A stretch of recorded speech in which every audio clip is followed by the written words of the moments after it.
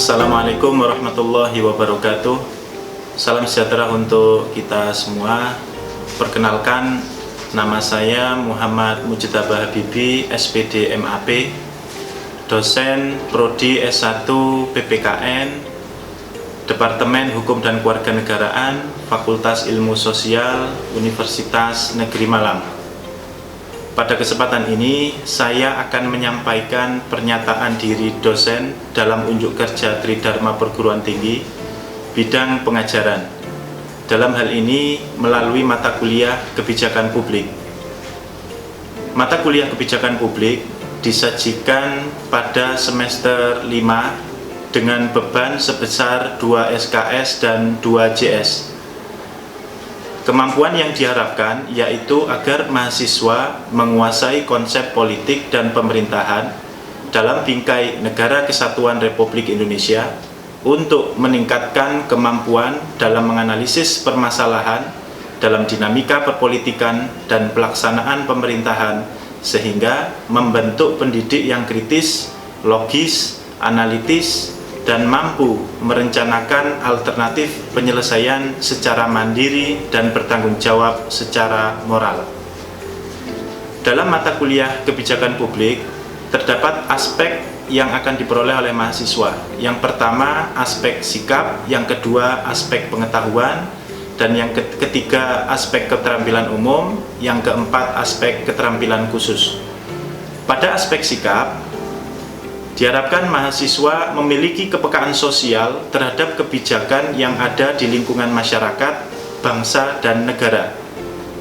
Pada aspek pengetahuan, diharapkan dapat memberikan solusi terhadap permasalahan kebijakan publik di lingkungan masyarakat, bangsa, dan negara. Pada aspek keterampilan umum, diharapkan dapat menerapkan pemikiran logis, kritis, sistematis, dan inovatif dalam konteks pengembangan atau implementasi ilmu pengetahuan dan teknologi. Sedangkan pada aspek keterampilan khusus diharapkan berpikir kritis terhadap proses formulasi, implementasi, dan evaluasi kebijakan yang ada di lingkungan masyarakat, bangsa, dan negara. Pada mata kuliah ini ada 4 capaian pembelajaran mata kuliah. Yang pertama, mahasiswa mampu memahami konsep dasar kebijakan publik. Yang kedua, mahasiswa mampu menganalisis formulasi kebijakan publik. Yang ketiga, mahasiswa mampu menganalisis implementasi kebijakan publik. Dan yang keempat, mahasiswa mampu mengaplikasikan evaluasi kebijakan publik. Kemudian, setelah CPMK diturunkan menjadi sub CPMK, yaitu sebesar 13 sub CPMK yang mengacu pada capaian pembelajaran mata kuliah. Dalam materi pembelajaran kebijakan publik terdapat 4 hal atau 4 materi. Yang pertama adalah konsep dasar kebijakan publik, yang kedua formulasi kebijakan publik, yang ketiga, implementasi kebijakan publik, dan yang keempat, evaluasi kebijakan publik. Sistem pembelajaran dilakukan secara luring atau tatap muka sebanyak 14 kali perkuliahan teori, 1 kali UTS, dan 1 kali ujian akhir semester. Metode pembelajaran menggunakan case method, di mana mahasiswa dilatih untuk menemukan masalah kebijakan dan menyelesaikannya dengan menggunakan kajian teori yang relevan, sehingga menjadikan mahasiswa bersikap kritis, inovatif, dan solutif. Di kelas tentu case method ini diterapkan pada materi-materi tertentu, semisal materi formulasi kebijakan publik. Mahasiswa diminta untuk melakukan kajian-kajian permasalahan dalam rangka penyusunan satu peraturan perundang-undangan, baik itu di tingkat pusat maupun di tingkat daerah. Kemudian pada materi implementasi kebijakan publik, mahasiswa akan belajar mengenai masalah-masalah atau dampak dari adanya penerapan dari suatu kebijakan, baik itu kebijakan di tingkat pusat maupun di tingkat daerah, sehingga harapannya pada materi implementasi kebijakan publik ini mahasiswa akan tahu bagaimana suatu peraturan perundang-undangan tersebut itu berdampak atau menghasilkan kebaikan untuk semuanya ataukah tidak. Kemudian pada materi evaluasi kebijakan publik, tentu di sini mahasiswa diminta untuk mengevaluasi peraturan perundang-undangan yang sudah ada. Harapannya adalah mahasiswa punya sikap kritis, punya sikap inovatif dan solutif, sehingga harapannya jika memang ada peraturan perundang-undangan yang dianggap kurang baik, maka akan diberikan solusi seperti apa agar menjadi lebih baik lagi. Media yang saya gunakan dalam perkuliahan kebijakan publik yaitu menggunakan PowerPoint dan sistem pembelajaran dalam jaringan atau LMS milik Universitas Negeri Malang. Kemudian dalam perkuliahan ini tentu saya menerapkan sistem DIA, yaitu Delivery, Interaction, dan Assessment. Pertama, yaitu Delivery. Tentu pada pertemuan pertama saya memberikan penjelasan umum dan kontrak perkuliahan agar mahasiswa paham apa yang harus dipahami dalam perkuliahan selama 1 semester, baik mengenai hak dan kewajibannya. Kemudian setiap pertemuan saya mencoba memberikan penjelasan dasar pada setiap topik yang berguna untuk memberikan pemahaman kepada mahasiswa. Tentu penjelasan tersebut saya arahkan kepada hal yang sifatnya kontekstual, sekalipun materi yang saya sampaikan itu sifatnya teoritis. Harapannya agar mahasiswa itu lebih paham dan lebih mengena. Kemudian pada sistem interaction, di sini saya memilih student center learning. Harapannya adalah mahasiswa dijadikan sebagai subjek, bukan sebagai objek. Harapannya mahasiswa lebih aktif, lebih kreatif, dan inovatif. Kemudian dosen memberikan penjelasan terhadap materi. Di sini materi sebisa mungkin dikontekstualisasikan sebagaimana yang saya sampaikan pada sistem delivery. Setelah itu kemudian menyelipkan pertanyaan untuk memancing respon dan pemahaman awal mahasiswa. Kemudian pada sistem assessment, penilaian dilakukan secara objektif yang meliputi kompetensi sikap, pengetahuan, dan keterampilan.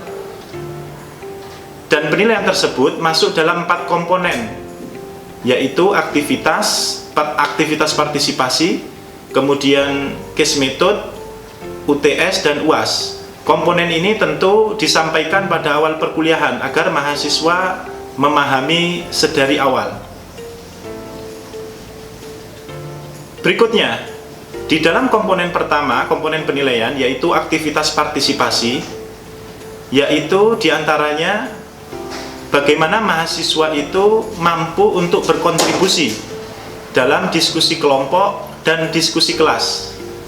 Kemudian dalam penilaian case method, yaitu mahasiswa akan mencoba untuk mencoba untuk mencari sebuah kasus berkaitan dengan kebijakan publik, dan harapannya dari kasus yang ditemukan, mahasiswa dapat berpartisipasi dalam memecahkan kasus, berkontribusi mengembangkan ide, dan memberikan pemecahan dari masalah kebijakan, serta aktif menganalisis dan mengkomunikasikan kasus kebijakan dari berbagai sumber. Kemudian penilaian yang berikutnya yakni UTS, ujian tengah semester, dan ujian akhir semester, dilakukan secara tertulis berupa soal isai. Tentu sebelum pelaksanaan UTS dan UAS, saya selalu memberikan kisi-kisi soal agar memudahkan mahasiswa dalam belajarnya. Demikian pemaparan dari saya. Selanjutnya saya akan menampilkan proses pembelajaran yang saya lakukan secara luring atau tatap muka. Selamat menyaksikan. Assalamualaikum warahmatullahi wabarakatuh. Waalaikumsalam warahmatullahi wabarakatuh. Selamat siang. Selamat siang. Gimana kabarnya? Alhamdulillah. Sehat semua ya? Baik, siang hari ini kita akan kuliah mata kuliah apa? Kebijakan publik ya. Sebelum kita mulai kuliah, silakan dipimpin berdoa dulu. Silakan. Sebelum mulai kegiatan pembelajaran pada kali ini, marilah kita berdoa menurut keyakinan dan kepercayaan masing-masing. Berdoa, silakan.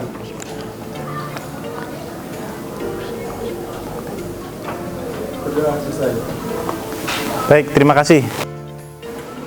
Siang hari ini kita patut bersyukur ya, karena kita diberikan kesehatan sehingga kita bisa kuliah bersama ya dalam mata kuliah kebijakan publik dalam keadaan sehat. Kemudian ada beberapa hal yang perlu saya sampaikan sebelum saya mulai terkait dengan materi awal perkuliahan kita.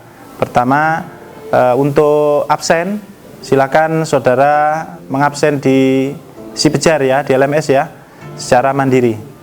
Kemudian tentu saudara sudah paham ya terkait dengan materi sebelumnya berkaitan dengan konsep dasar dari kebijakan publik, di mana materi pada siang hari ini itu adalah formulasi kebijakan publik. Jadi inti dari mata kuliah kebijakan publik itu ada 4. Yang pertama ada formulasi kebijakan publik, yang kedua ada implementasi kebijakan publik, yang terakhir adalah evaluasi kebijakan publik. Sedangkan materi sebelumnya yaitu sebagai pengantar untuk memberikan pemahaman kepada saudara untuk memahami secara menyeluruh ya kaitannya dengan pengantar umum teori dari kebijakan publik itu sendiri. Baik, untuk yang pertama, nah ini sebagaimana yang tadi saya sampaikan di awal bahwa ruang lingkup dari mata kuliah kebijakan publik itu 3. Yang pertama ada formulasi, yang kedua ada implementasi, dan yang ketiga ada evaluasi. Sebelum saya lanjutkan, kira-kira adakah dari mahasiswa di sini yang bisa menjelaskan yang pertama kaitannya dengan formulasi kebijakan secara istilah dulu? Formulasi itu apa? Silakan angkat tangan. Silakan Mbak Ali. Baik Pak, terima kasih atas waktunya. Menurut saya ya, kalau saya berpendapat dari kata formulasi sendiri itu kan maknanya adalah komposisi ataupun struktur dari atau komponen seperti itu. Kalau dikaitkan dengan kebijakan publik berarti kan komponen untuk membentuk ataupun terwujudnya dari kebijakan publik itu sendiri seperti itu Pak. Oke, baik. Terima kasih. Ada lagi? Silakan. Apa itu formulasi? Silakan. Terima kasih atas waktunya. Apabila melihat dari konteks formulasi dalam kebijakan publik, menurut saya adalah sebuah proses yang dilakukan oleh pemerintah ataupun pemangku kebijakan untuk membuat satu aturan yang mengatur terkait dengan permasalahan yang ada di publik. Baik, terima kasih. Tepuk tangan untuk teman-teman. Jadi apa yang tadi disampaikan oleh ketiga teman saudara itu sudah tepat sekali ya. Ketika kita berbicara mengenai formulasi, maka secara sederhana bisa kita maknai formulasi itu adalah pembuatan ya, atau penyusunan. Sehingga ketika dikaitkan dengan kebijakan publik, maka pada tahap formulasi ini sejauh mana proses pembuatan atau penyusunan sebuah kebijakan. Setelah itu apa? Setelah formulasi yaitu implementasi. Ya, setelah dibuat kemudian diimplementasikan. Kemudian setelah itu evaluasi. Setelah dibuat, diimplementasikan, kemudian dievaluasi. Nah, itulah proses kebijakan. Tetapi pada siang hari ini kita hanya pada poin pertama yaitu formulasi. Nah, di sini di dalam proses formulasi ya, ini sudah ada tayangan bahwa pihak yang terlibat di dalam proses formulasi yang pertama adalah eksekutif, yang kedua adalah legislatif, yang ketiga swasta, dan yang keempat adalah masyarakat. Di dalam proses implementasi ada eksekutif, swasta, masyarakat ya, minus legislatif. Kemudian di dalam proses evaluasinya ada legislatif, kemudian ada eksekutif sebagai atasan langsung, ya, kemudian ada swasta, masyarakat, dan yudikatif. Nah, sekarang kita Fokus pada formulasi. Pertanyaan saya, silakan yang bisa menjawab angkat tangan. Mengapa eksekutif, legislatif, swasta, masyarakat ini dilibatkan dalam proses formulasi atau penyusunan suatu kebijakan publik? Silakan angkat tangan. Silakan, Mbak. Ya, Pak, mungkin kenapa eksekutif, legislatif, swasta, masyarakat itu dilibatkan dalam satu pembuatan kebijakan publik, karena kebijakan itu bertujuan untuk menyelesaikan masalah yang ada di dalam masyarakat, yang mana sasarannya itu adalah masyarakat luas atau Baik, berikutnya Mbak Ali, silakan. baik Pak, terima kasih. Kemarin juga sempat baca ya Pak, yang dari pengantar dari Bapak yang kebijakan publik itu kan ada ciri-ciri. Nah, salah satu ciri dari kebijakan publik itu kan tidak bisa berdiri sendiri. Nah, kenapa kok seperti yang saya katakan Mbak Aurel tadi kan, kalau misal kebijakan publik itu ada karena untuk menyelesaikan masalah. Nah, kenapa kok harus ada keempat komponen ini, adalah eksekutif, legislatif, swasta, sama masyarakat? Karena kan supaya dari beberapa pertimbangan atau pendapat otomatis kan menentukan bagaimana kebijakan publik ini bisa menyelesaikan masalah itu tadi dengan komponen yang sangat baik itu Pak. Dari Baik, semua. jawaban sangat bagus ya, tepuk tangan ya untuk teman-temannya berdua tadi.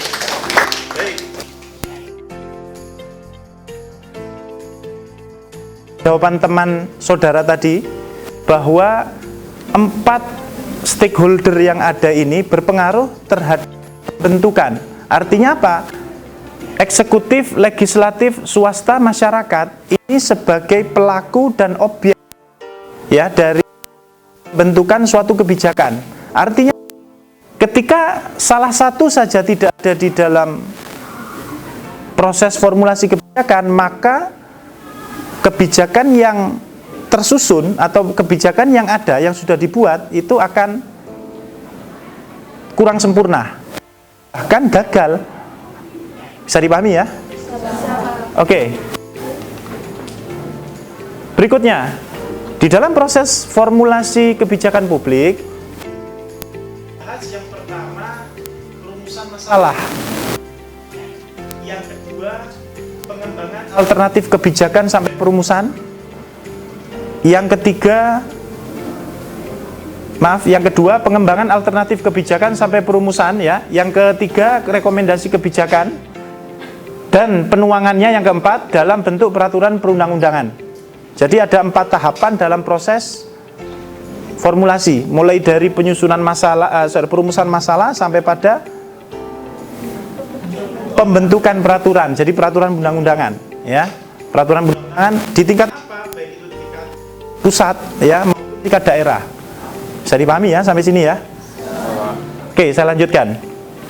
Nah, CPMK, ya, capaian pembelajaran mata kuliah dan sub CPMK pada mata kuliah ini, itu yang pertama mahasiswa mampu menganalisis formulasi kebijakan, ya. Kemudian sub CPMK-nya menjelaskan konsep formulasi kebijakan publik. Yang kedua melakukan teknik perumusan masalah kebijakan, ya. Oke, pertama, tujuan pembelajaran peserta diharapkan mampu mengeksplorasi konsep, ya, dan teknik formulasi kebijakan publik mulai dari perumusan masalah. Ini saya bold hitam ini ya. Ini poin pentingnya di sini. Kemudian pengembangan alternatif kebijakan sampai perumusan rekomendasi kebijakan dan penuangannya dalam bentuk peraturan perundang-undangan yang akan digunakan untuk menjelaskan konsep dan mengaplikasikan teknik formulasi kebijakan. Bisa dipahami ya? Baik, saya lanjutkan. Pertama, kita pahami dulu berkaitan dengan pengertian dan sifat masalah kebijakan publik. Formulasi kebijakan identik dengan masalah, ya, permasalahan. Aturan itu dibuat untuk menyelesaikan suatu masalah. Kalau ada aturan bikin masalah, maka salah itu. Tujuannya tidak tercapai. Bisa dipahami ya? Pertama, saya mengutip pendapatnya William Dunn ya, meskipun ini lama, tapi beliau adalah tokoh ya. Kaitannya dengan analisis kebijakan publik. Masalah kebijakan adalah produk pemikiran ya, yang dibuat pada suatu lingkungan, suatu elemen situasi masalah yang diabstraksikan dari situasi oleh para analis. Ya. Kata kuncinya adalah produk pemikiran. Masalah itu adalah produk pemikiran. Ya, kalau orang tidak memikirkan sesuatu, misal kaitannya dengan macet, orang nggak mau mikir tentang macet itu apa, maka tidak akan muncul sebagai sebuah masalah. Ya, tapi ketika kita mengendarai motor, kemudian macet, ya, pagi-pagi sudah macet parah, kemudian kita berpikir ini ada apa ini, itu berarti sudah masuk di dalam masalah. Paham ya? Oke. Berikutnya, masalah kebijakan adalah kebutuhan yang tidak terrealisir, tapi dapat dicapai melalui tindakan kebijakan publik. Apa maknanya? Maknanya adalah menurut teori yang kedua, masalah kebijakan itu sesuatu yang belum terrealisir. Tadi saya contohkan ya, macet. Ya. Apa macet itu? Karena apa? Kebutuhan yang tidak terrealisasi. Apa terrealisasinya? Ya mungkin tidak ada pembatasan di situ, ya, kendaraan, sehingga apa? Menyebabkan macet. Tidak ada pengaturan yang benar, sehingga malah macet. Tetapi di sini dilanjutkan dapat dicapai melalui tindakan kebijakan publik. Bisa dipahami? Oke. Sampai sini ada yang ditanya, Mbak? Bertanya Pak, contohnya tadi kan misalnya kan kalau sebuah kebijakan itu kan untuk menyelesaikan sebuah permasalahan. Nah, contohnya tadi seperti macet. Kalau di Malang kan pernah ada sebuah kebijakan itu untuk yang pemberlakuan jalan satu arah itu. Nah, itu kan sempat pro dan kontra. Kan tujuannya akan tidak macet, tetapi kayak beberapa dari supir angkot atau lain itu merasa terbebani dan tidak terima. Apakah kebijakan itu bisa dikatakan kebijakan yang benar atau tidak? Ya, baik, terima kasih ya. Ini pertanyaannya sangat bagus sekali. Jadi kembali ke pemahaman awal tadi ya, bahwa memang ketika ingin membuat suatu kebijakan, maka semua harus dilibatkan. Dan celakanya, kalau kita lihat di lingkungan sekitar kita, orang-orang ya, entah itu yang menduduki jabatan di daerah ya, apakah bupati, wali kota ya, ataukah mungkin di bawahnya ya, itu ketika ingin membuat sesuatu tidak melibatkan secara utuh ya. Jadi sekaligus menjawab pertanyaan ini, peran masyarakat sangat penting, makanya harus duduk bareng, harus ditanya, ini Malang daerahnya macet ya, ini Malang akan dibentuk kampung heritage ya, supaya tidak macet, gimana solusinya?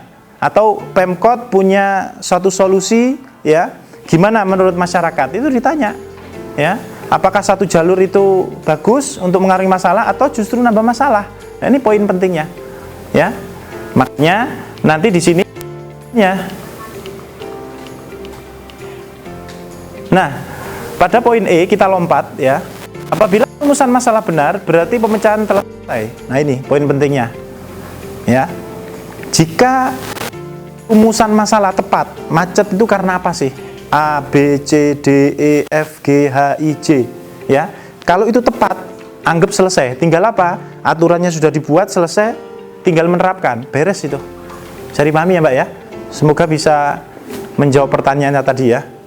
Oke, saya lanjutkan. Poin C, perumusan masalah kebijakan merupakan hal yang paling penting bagi para analis. Ini tadi ya, harus sesuai.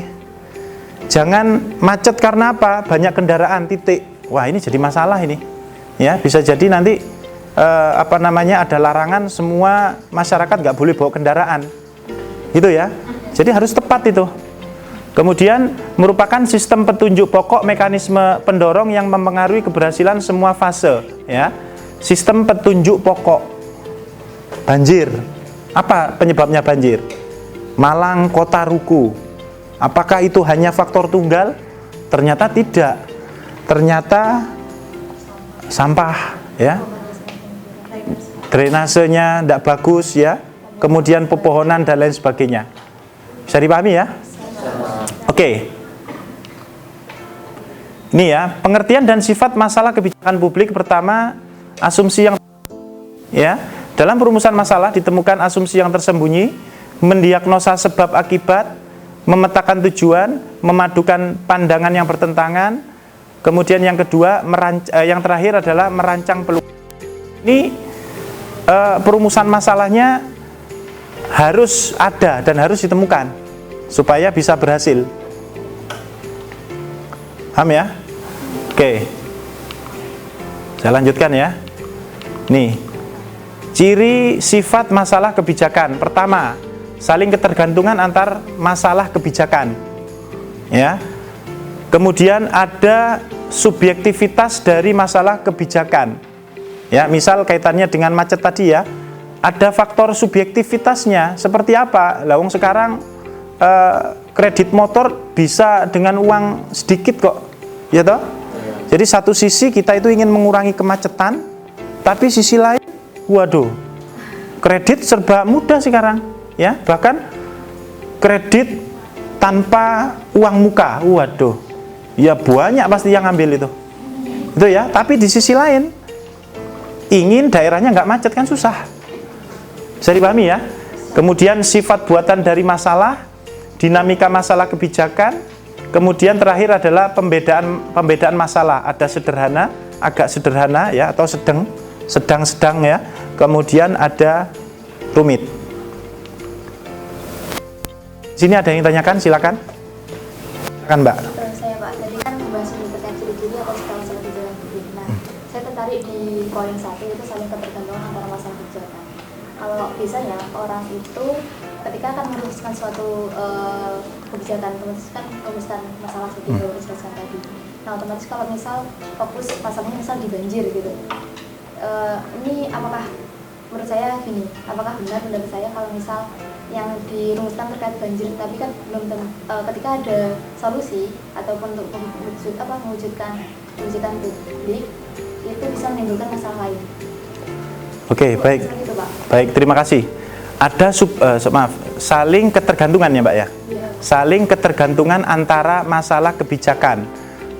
Memang kalau kita lihat ya, kaitannya dengan kebijakan pembangunan wilayah perkotaan, ya perumahan, ya kemudian ruko dan lain sebagainya. Ini pasti ada saling berkaitan antara satu masalah kebijakan dengan kebijakan lain, pasti itu.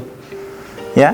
Jadi makanya tidak bisa dilepaskan. Makna dari ciri sifat masalah ini pasti ada A dan B, ada masalahnya. Nggak mungkin banjir ya itu faktor tunggalnya hanya satu, nggak mungkin ya Mbak ya. Pasti ada faktor pendukung lainnya. Makanya harus dilakukan secara simultan. Ya, makanya solusi yang tepat untuk perumusan masalah yaitu tadi melibatkan mulai dari siapa tadi? Eksekutif.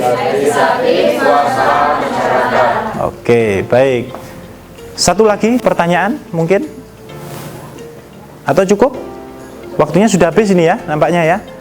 Baik, terakhir sebelum saya tutup, ini sudah ada tugas ya, sudah saya LMS di Sipejar. Silakan saudara mengerjakan berkaitan dengan teknik perumusan masalah, mulai dari situasi masalah, meta masalah, masalah substantif dan masalah formal. Dan ini untuk rubriknya ya, kisi-kisi macam-macam ya, petunjuk pengerjaannya sudah ada ya. Dan termasuk deskripsinya ini juga sudah ada. Nanti silakan saudara mengerjakan dengan baik ya, individu ya, karena ini untuk mengukur kemampuan saudara untuk melihat satu masalah di wilayah saudara ya. Tapi contohnya jangan dipakai lagi ya. Saya ini mengambil contoh situasi masalahnya adalah PKL. Silakan saudara, ada yang mengambil banjir, ada yang macet, ada yang apalagi polusi mungkin begitu ya. Meta masalah, masalah substantif, masalah formal. Baik, itu saja dari saya. Terima kasih banyak atas perhatiannya dalam perkuliahan siang hari ini. Minggu depan kita akan membahas tugas yang saudara kerjakan ya. Kurang lebihnya saya mohon maaf. Terima kasih. Saya akhiri. Assalamualaikum warahmatullahi wabarakatuh. Waalaikumsalam warahmatullahi wabarakatuh. Selamat siang. Terima kasih ya.